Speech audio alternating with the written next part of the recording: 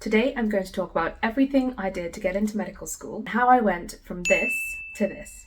My name is Triya and I'm a junior doctor working in London. In 2022, I graduated from Oxford Medical School. I would say that getting into Oxford Medical School is one of the hardest things that I've ever had to do in my life. I found it even harder than getting through 6 years of medical school and graduating from Oxford as doctor in the end. I know that I come from a place of great privilege being able to say that, but today I'm going to tell you the story of how it happened. If you're thinking about studying medicine or you're thinking about applying to Oxford or Cambridge, then I hope this video is useful and I'm going to tell you what to do and also what not to do from my personal experiences. Without further ado, let's get into the video.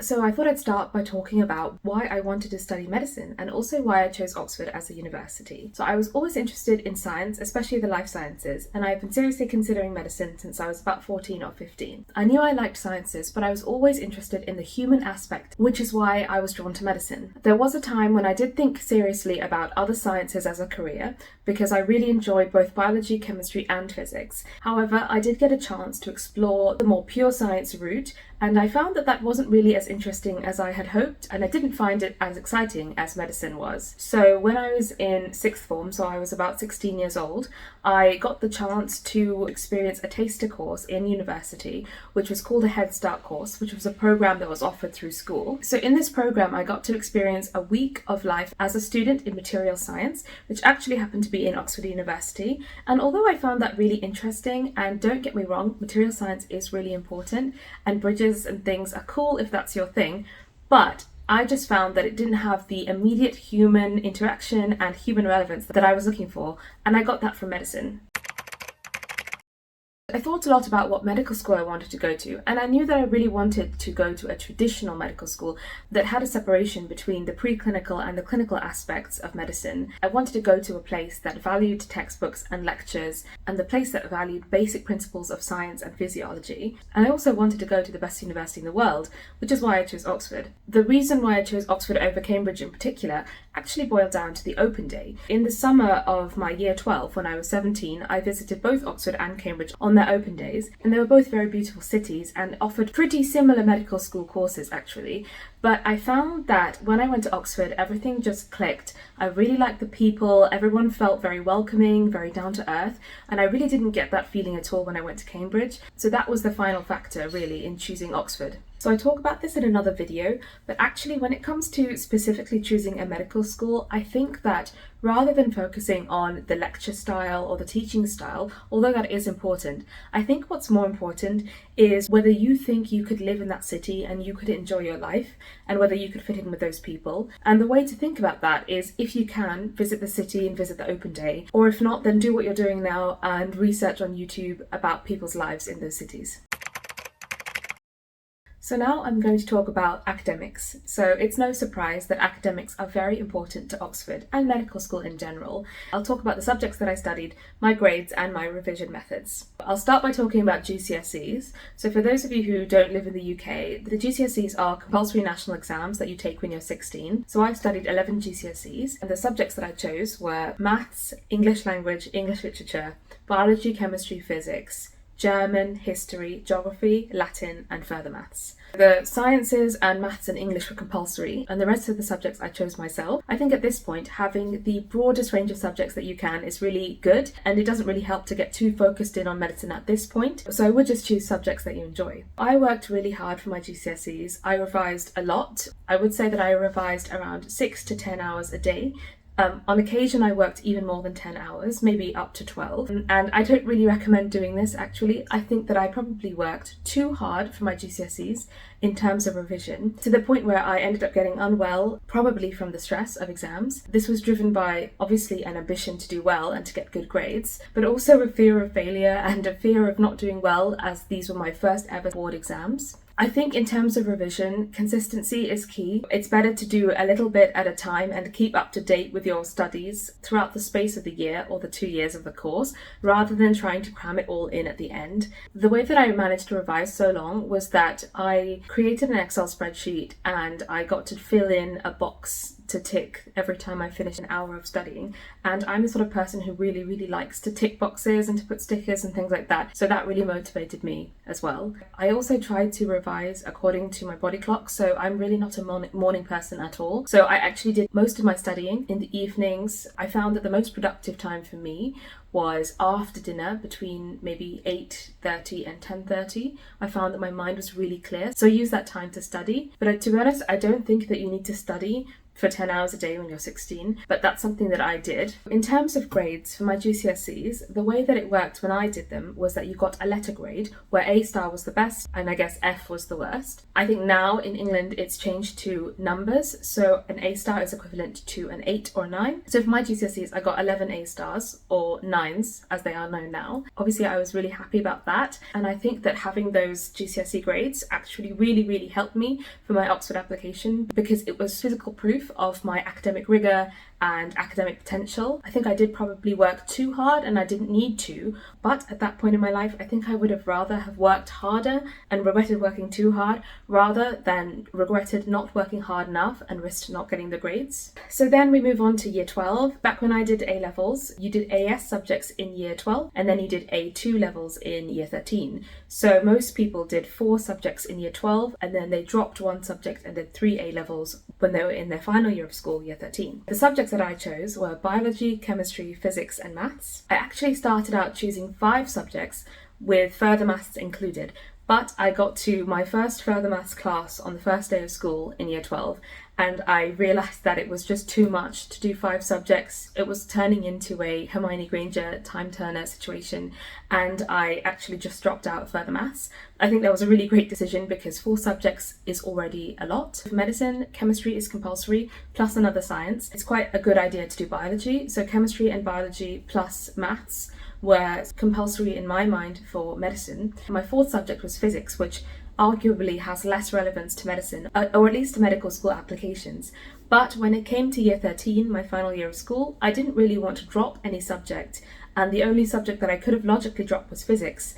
So I decided to keep all 4 subjects for A level. That's not unheard of, but it is relatively rarer when it comes to A levels because most people study 3 rather than 4. But I continued 4 for A level, and I actually also think that that helped me with my medical school application to Oxford, because once again it shows that academic rigour and academic potential, and that is something that Oxford really highly value, probably above the other really important qualities that make a doctor, such as conscientiousness, empathy, teamwork, a caring nature, that kind of thing. So for year 12 for AS levels, the highest grade you could get was an A, and I got 4 A's in biology, chemistry, physics and maths. So once again, I was really happy with these grades and I did revise a lot, but I don't think I ever really hit that 10 hours a day mark again in year 12 or year 13. I don't think I actually needed to do that because although you go into a lot of depth with your subjects, studying 4 as opposed to studying 11 was a huge difference, and actually I found that I didn't need to be studying 10 hours a day. So another subject that I studied in A levels, so in year 12 and 13, was an EPQ, or an extended project qualification. So essentially this is an extra subject, kind of like an AS level, that you can do on top of your other studies, and it's essentially a dissertation project. I chose to do my EPQ on the applications of 3D printing in medicine and its potential to revolutionise medicine in the future. I think it was a good experience in terms of the challenge of having to write a dissertation at school and getting used to things like reading scientific articles from PubMed and then learning how to reference them correctly using a reference manager like EndNote or Zotero. But if you'd asked me if I would do that again, probably not, because actually it took a long time and it was just another added stress on top of everything that I had to do, and I don't know how useful it was in terms of strategically for my application. Once I had started it, I didn't want to drop out because I'd already put so many hours into it, so I continued it through and got an A at the end. Okay, so the next thing I'm going to talk about is extracurricular and supercurricular activities. When I say extracurricular activities, I mean things that you do outside of school, like your hobbies.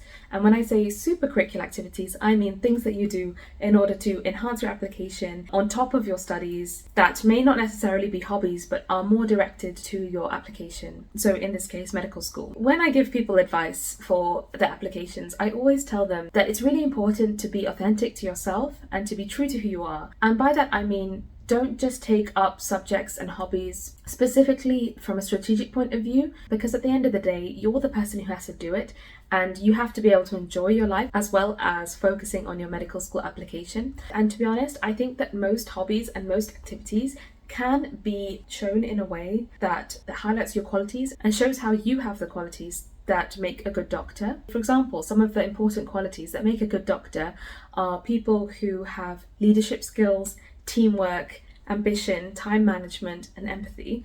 And I think all of these things can be very easily shown through your hobbies, for example, through sports, music, drama, etc. So in school, I was on the swim team and I did some rowing. So I used those to talk about teamwork and leadership. And then I played the flute and the violin, and I did grade 8 in both of those instruments, and I played in the orchestra. So I used that to talk about time management. I didn't take up those things in order to write about them on my CV or to be able to talk about them at interview. But I think as long as you do something that you enjoy outside of school that rounds you out as a person, you can talk about that in a way that is helpful and useful. So in terms of supercurricular activities, these ones can be a little bit more specific and a little bit more strategic. So for example, if your school has a medical society or a science society, I would definitely recommend that you join that. Ideally, if you run that society, then you can use that to demonstrate your leadership skills. If your school doesn't have a medical society,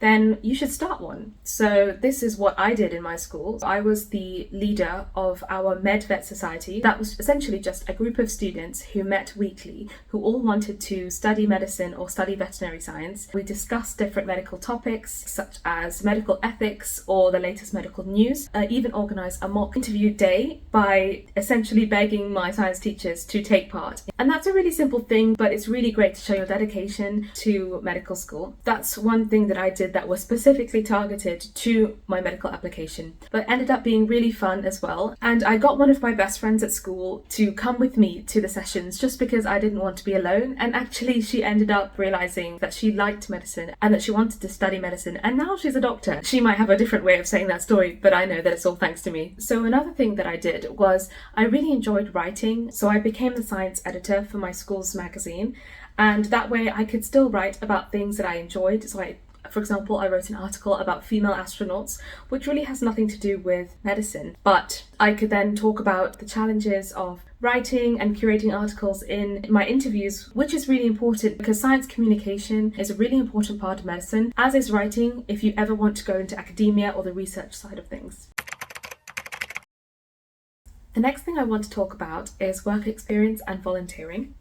So work experience is a really important part of your medical school application. Many medical schools really focus on what you've learned from your work experience, and it's a really good way of showing that you have really considered what it takes to be a doctor and you've thought about whether you would be suited for the profession as well. In terms of my work experience, in the UK, in order to do work experience in a hospital setting, you need to be 16 and over. So when I was 16 in the summer after my GCSEs, I had my first work experience placement, which was in a local hospital in an obstetrics and gynecology department. I was there for a week and I got to see things like surgeries, ward rounds, and even take part in the birth of a baby. This was a really good placement for me because I really enjoyed being in a hospital. And the way that I got this work experience placement was that the consultant that I was with was a colleague of my parents. I've spoken about this before, but this is a really important point that I wanted to touch on. So everyone knows, including the medical school examiners, that getting work experience in the UK is very difficult, especially if you don't have any connections. So my advice would be is that if you have connections,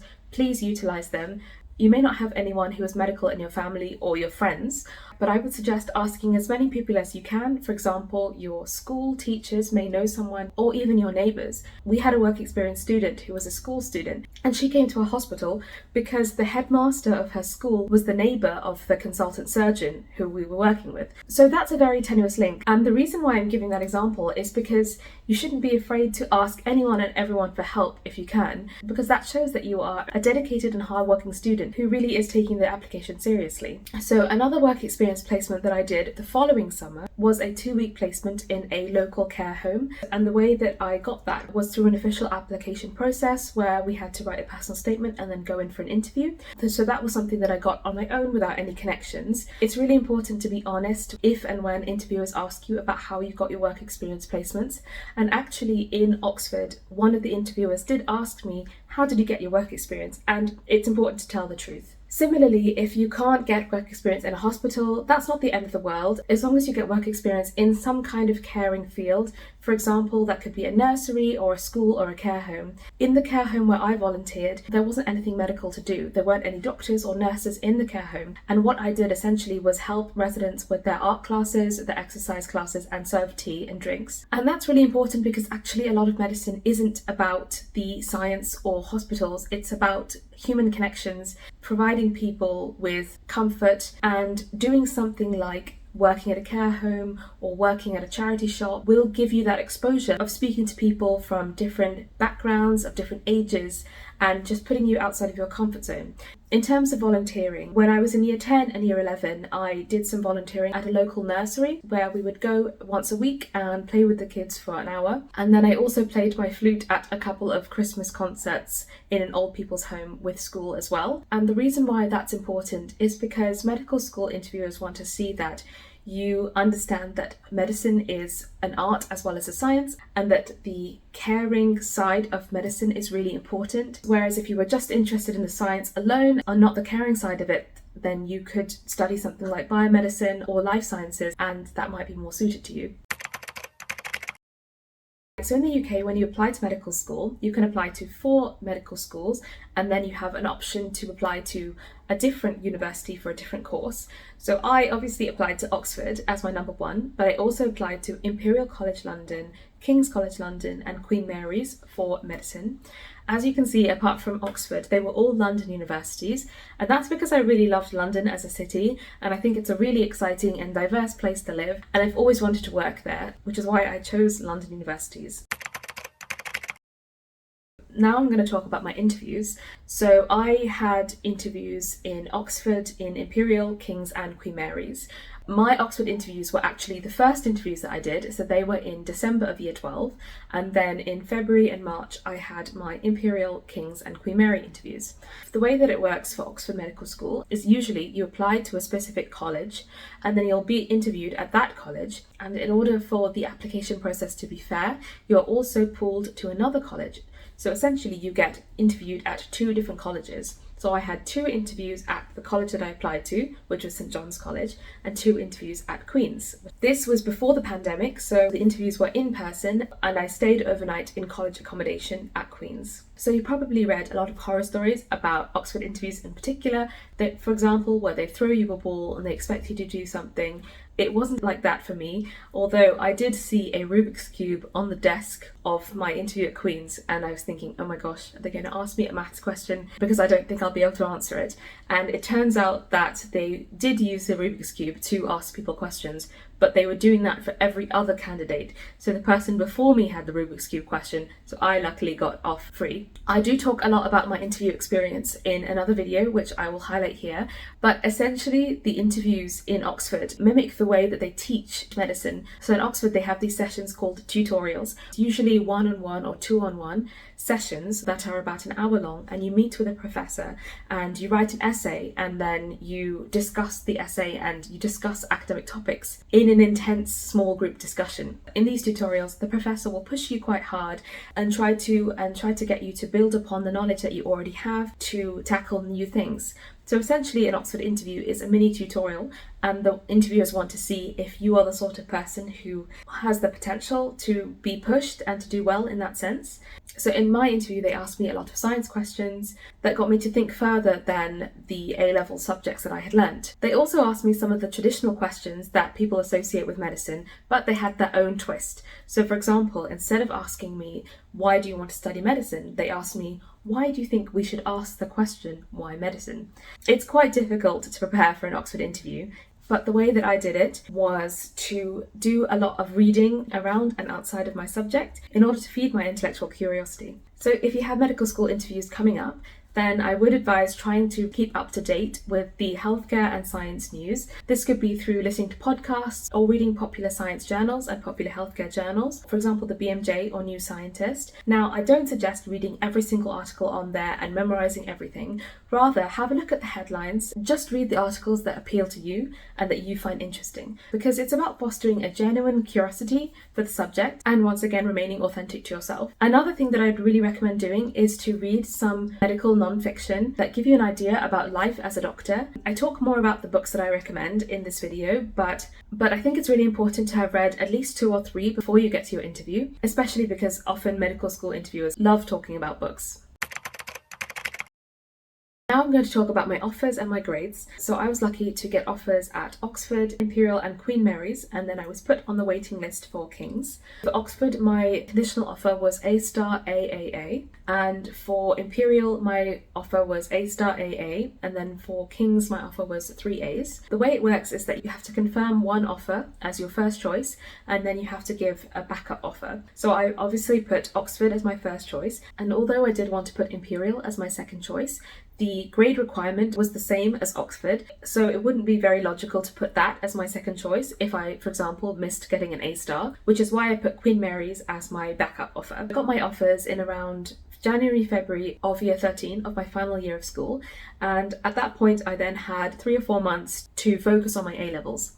Up until then, I had spent the majority of my year 12 and year 13 dedicated to honing my medical school application, so that was things like preparing for the entrance exam, preparing for the interviews, reading medical books, doing work experience, doing volunteering, writing lots of reflections and practicing interviews. All of this took a lot of time and a lot of effort, and it meant that I had to put my studies on a back burner. So when it got to January of year 13, where we had our mock exams and we got our grades for our mocks, and at that point I got a D in chemistry, and now chemistry A level, and I found it to be the most difficult subject that I'd studied. I simply didn't have enough time to focus on my school subjects.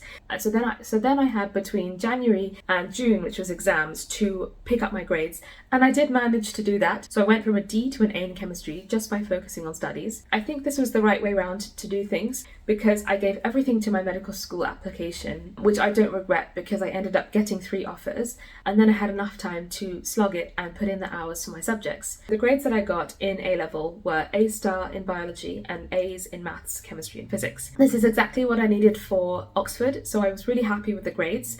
I was predicted to get 4 A stars in my A levels, and I didn't end up getting that, but to be honest, I think that would have been impossible to get. I would have had to have focused completely on my A-level subjects and not spent so much time on my medical school application, and therefore I don't regret the way that I did things in year 13. So that was the story of my medical school application and how I ended up at Oxford Medical School.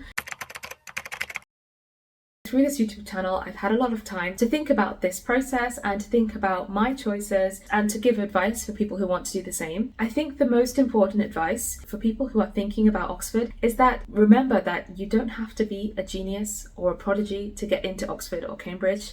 I think one of the fears that a lot of people have is that they're not good enough for Oxford or that they're not clever enough. And I think that if you are held back by those fears, then you're doing yourself a disservice. If you are ambitious and hardworking, I think that's enough to at least try to go for it. When I say I go to Oxford, it sparks a lot of conversations with people, and I find that most people I speak to who are thinking about Oxford actually regret not having applied for it. Lots of people say that they didn't think they were good enough, so they didn't bother to put in an application and that they regret it. I think you're much less likely to regret going for it and failing than to not have gone for it at all. Yes, there are lots of things that you have to do for your preparation, but at the end of the day, it's just ticking a box on your form saying that you want to apply to Oxford. It's 1 out of 4 choices for medical school, and I think it's really worth it. Even if you have a small inkling that you want to go there, I think you should try. Not to be cliche, but it's better to try and fail than to not try at all. And it's okay to have ambition, to be hungry, to want something a lot. And it's okay to care about school and to care about your grades. Another piece of advice I have is more generally for medicine, but it also applies to Oxford. It's that you should use your work experience really carefully, not just as a tick box exercise, but really use it to think about whether you actually want to be a doctor or not. So for example, you might do some work experience in a hospital and you realize that you really hate the hospital environment. Medicine is a long road and it is hard work. The hard work that you have to do in order to apply for medicine reflects the work that you need to do when you're in medical school and afterwards. It's a decision that you shouldn't take lightly. Now, I talk about whether it's worth being a doctor in another video, so you should check that out. I think in retrospect, having now completed medical school, I understand the importance of looking after yourself and work-life balance, because being a doctor means that you have to study pretty much your whole life. Medicine is constantly updating and there are new revolutions in medicine pretty much every day, not to mention all the exams that you have to do in medical school and also after medical school as a doctor. But don't worry, that's something that you have to learn in medical school in order to survive. So I hope that was useful. Thank you so much for watching, and if you have any questions, let me know. I'll see you in the next video.